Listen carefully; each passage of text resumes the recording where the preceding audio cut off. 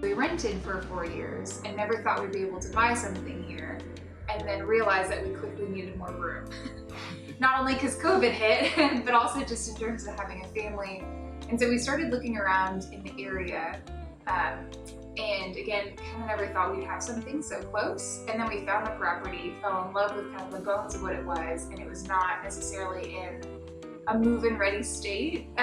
So we embarked on some small changes that became big changes, and kind of one thing led to another, and we ended up redoing the entire thing.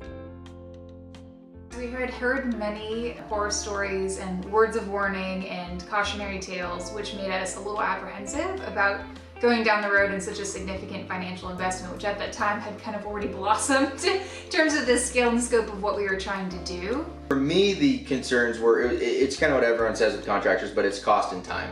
So it was understanding how to make sure that we had accountability for both for the timing, and then also how we had ways to compare the cost. Yeah, and I would just add that the more contact, the more comfortable we became in terms of understanding what it was that we were undertaking and trying to figure out how to navigate it and take the next step.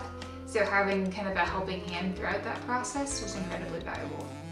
I think that there's a lot of trust but verify that you have to do with a contractor, even if they mean well and they're the best person ever. Like, sometimes it's a matter of it's your home, not theirs, and so there's certain things that they might not think of that you would. We started doing weekly calls with Joel and our designer, and those were really helpful. I mean, making sure that when someone says, hey, I'll follow up with that, ask them a few days later, and like have those checkpoints for yourself and be tracking all these things yourself. One of the things that we'd heard from people was, one of the easy checks on whether or not a contractor is paying attention to detail is how clean do they keep the site at the end of every day. Yeah. Joel was fantastic at that kind of thing. Joel made a comment, for example, when we were in the bedroom, and just so you know, you can hear through the wall. Our workers can hear their TV.